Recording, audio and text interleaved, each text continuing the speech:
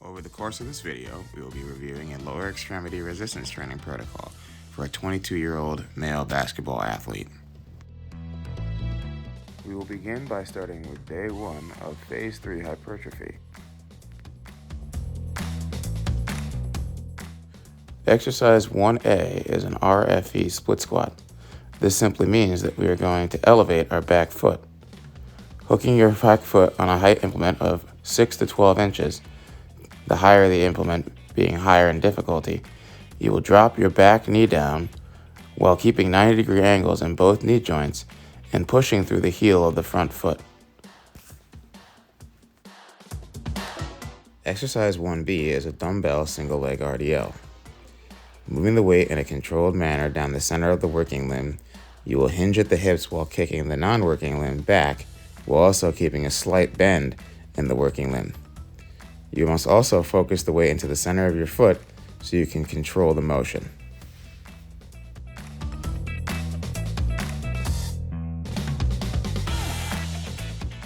Here's a quick video of the frontal view of this exercise to show what angles you want to get each joint to from a different view.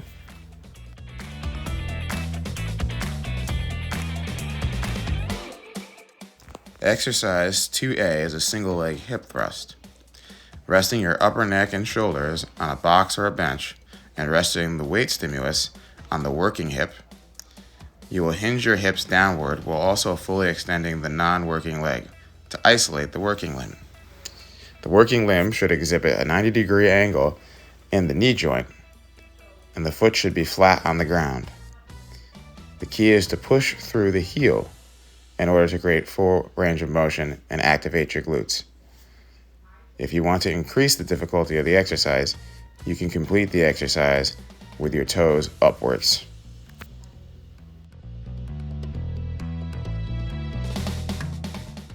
Exercise 2B is a hex bar deadlift.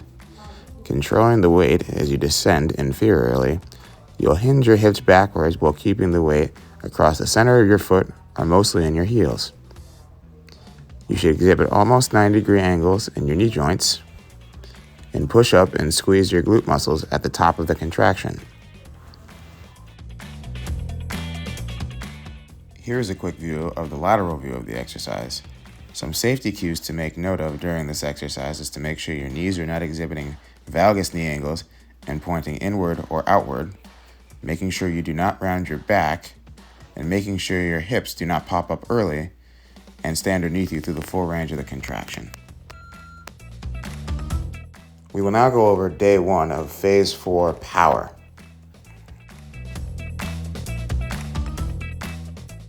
Exercise 1A of this phase is a barbell back squat. Resting the bar on your upper neck and shoulders and using a pad if necessary, you will hinge your hips backwards as you drop into the squatted position.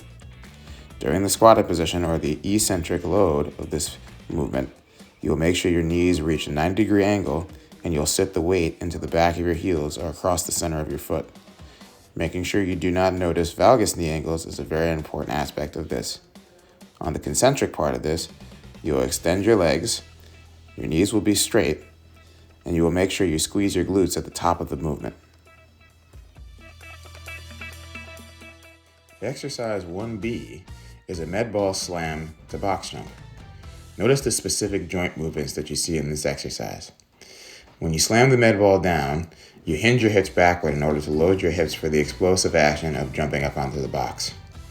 Once you've achieved this, you will jump upwards onto the box, exhibiting a proper landing technique in an athletic position at the top of the jump.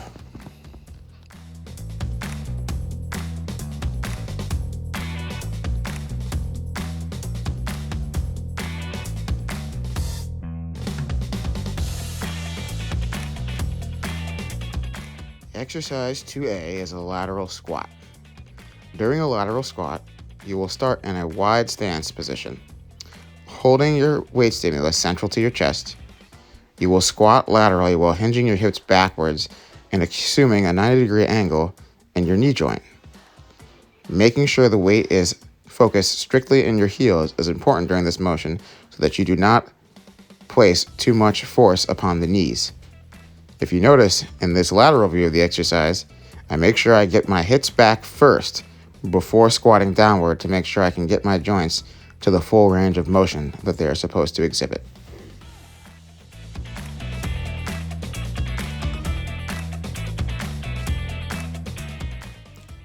Exercise 2B is the Russian box.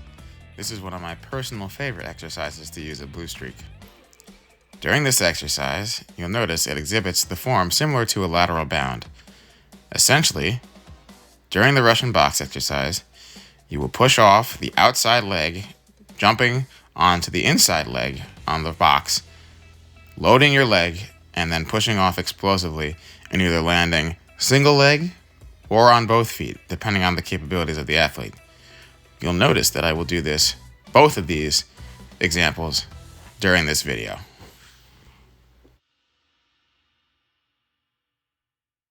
Thank you for taking the time to review these exercises that were geared towards helping your athlete improve lower extremity and core muscular strength and their explosiveness. All the acute variables that you're going to manipulate over the course of the program will be shown in the table format of the program. Thank you for tuning in, and I hope this video helps you gain better insight on how to help your athletes better perform at their respective sport.